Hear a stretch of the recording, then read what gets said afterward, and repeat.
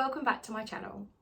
Today's video is going to give you some advice and tips on how to get through that first month of going sober. I'm going to talk through my personal experiences and some of the things that really helped me. This isn't by any means follow this and you'll be fine. This is just what helped me, and hopefully it will help you if you are kind of exploring your sober journey, and just to give you an indication of what I found happened and what I kind of didn't expect to happen, and the tips and tricks that helped me get to where I am today. So I am currently just over 7 months sober. I gave up drinking on the 21st of February 2022. My reasons for giving up drinking are very obviously personal to me. I was suffering really badly with mental health. I was drinking excessively. I was never an everyday drinker. I was always a binge drinker, and I never knew when to stop. So, excuse me. Yeah, I had quite unhealthy drinking habits, and unfortunately, with drinking, it is very much progressive illness, and it's okay that you don't hit a complete rock bottom before you decide to stop. I definitely was at bottom, but I'm pretty sure if I carried on there would have been a lot more bottoms to come, but I chose to quit whilst I was ahead. So let's get straight into it and talk about what you can expect in your first month of being sober. Okay, so the thing that shocked me the most about going sober was the sugar cravings. So I've always been a savoury girl. Give me a bag of crisps over a bar of chocolate any day. But since getting sober, I crave sweets. Like the three for £1 packets in Asda, like I would go through them like there's no tomorrow. It's kind of curbed a bit now, but I've definitely still got a sweet tooth. You know, before I'd be very much like, I'd have just butter on toast, whereas now I'm like Nutella, jam, anything sweet. So yeah, I mean, I haven't found a solution to that one yet, but I think just be mindful of the sugar you're eating. A lot of people often find when they give up drinking, they end up putting on loads of weight or losing loads of weight. And I can see that from the sugar craving. You know, that first month, actually the first like 4 months, all I really wanted was fast food, naughty foods that were full of sugar. And actually even now, I do just find it a simple fix, which I know isn't the best thing. So yeah, get ready to suddenly crave sugar like never before. Obviously there's a lot of sugar in alcohol, so we used to drink our sugar and our body is still craving that. So you're not going crazy, just roll with it and enjoy a big bar of chocolate on the sofa. Number 2 is the tiredness. For the first month, I've never felt so tired in my life. I haven't had kids, so someone that's given up sober and had kids, they may be like, this is fine. But I was absolutely knackered. And I realise now my body was trying to get me to sleep to heal.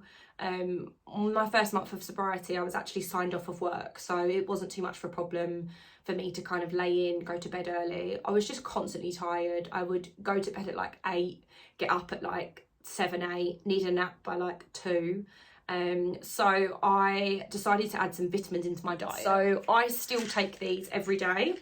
So vitamin B12 has really helped me, and vitamin B complex. I was also taking a couple of other vitamins in my early sobriety. I think I just literally Googled what's good for tiredness, what's good for like detoxing. And even now, if I don't take them, I do really notice a difference. So definitely get down to like Savers or Holland and Barrett and just kind of get a couple of different vitamins that will work for you. Obviously it's a really personal choice, but that worked massively for me.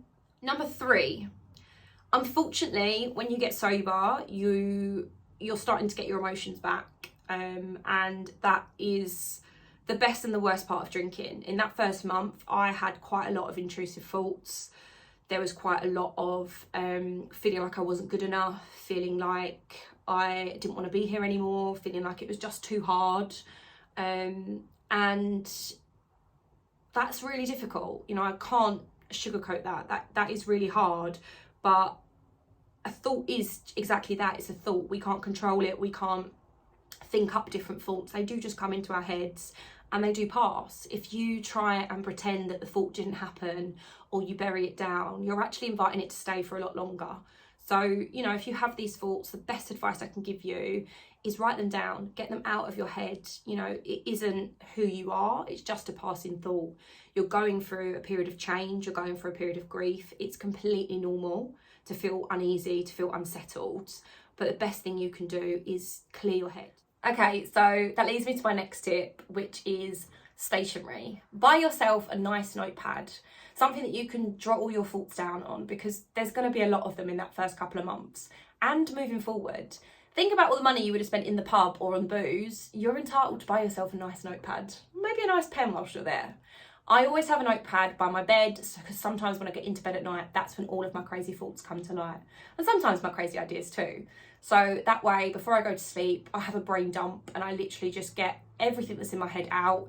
Sometimes it's words, sometimes it's scribble. It just helps me to clear my brain at the end of the day. So yeah, I'd highly recommend some new stationery. So the next thing you're going to start to feel, and you may have been feeling before you gave up drinking, is loneliness. Unfortunately, it's really hard to give up on something that, in your opinion, gives you a social life. Because if you're like me and you're watching this video and you're in your 20s, it's a period of our lives when everything is pretty much based around alcohol and getting drunk. You know, it's going out for dinners, it's going for bottomless brunches, it's going to the pub, it's going to concerts, and all of them things don't have to be drinking events, but we've somehow made them drinking events. And if you're not drinking, then you're boring, or, you know, you're no fun. And I know now that isn't true. My friends and my loved ones know that isn't true. But that was a massive fear of mine, you know, that lack of identification. I didn't know who I was going to be without a glass of Prosecco in my hand. I was always the hostess with the mostess. How was I going to host if I didn't drink booze anymore? How was I going to stay up past 10 o'clock without booze in my hand?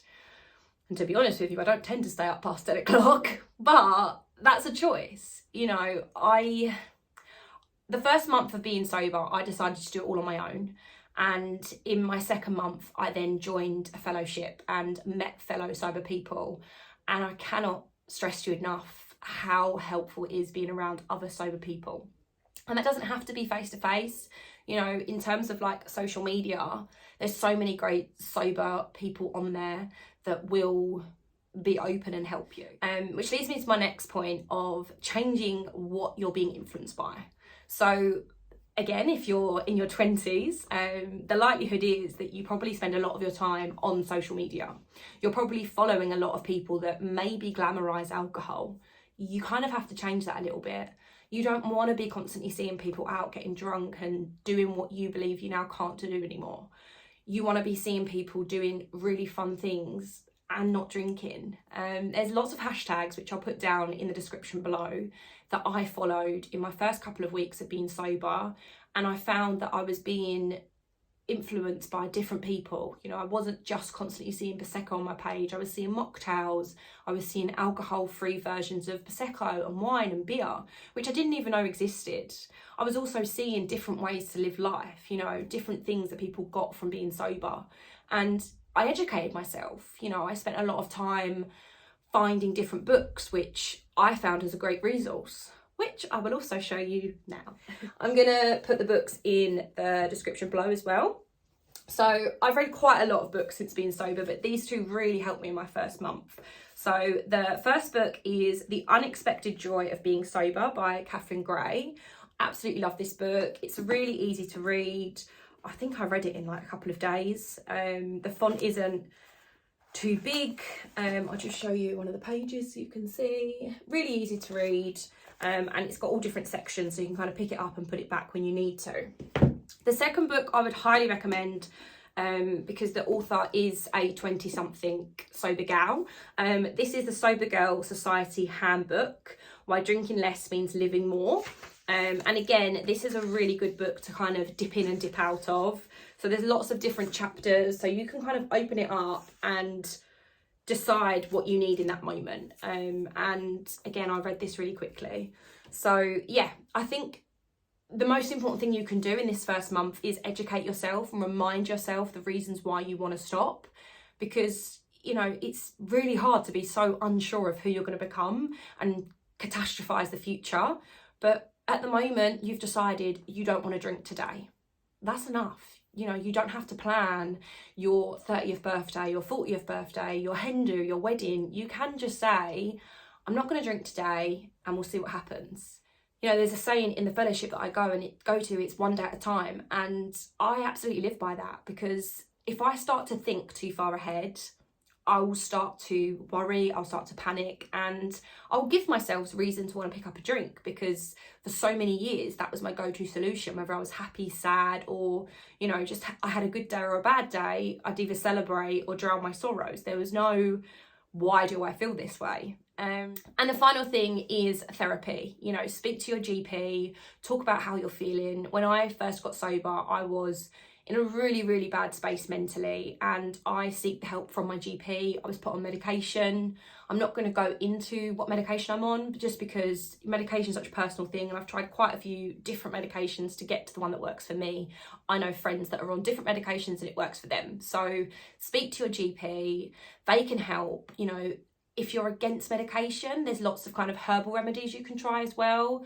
Do a little bit of research. You know, this is your time to really invest in you and be the best version of yourself, because going out, getting drunk every weekend, not being able to remember your nights out, feeling like rubbish the next couple of days afterwards, that doesn't have to be your story. You know, you have this opportunity in life, especially if you're a similar age to me. You know, we've got our whole lives ahead of us. So I'm so thankful that I got to do this in my 20s, because I could not imagine now going back out into the madness. You know, I've got quite a few friends that are trying to get sober and really struggling with it, and it is a big challenge, because you have got to really want it.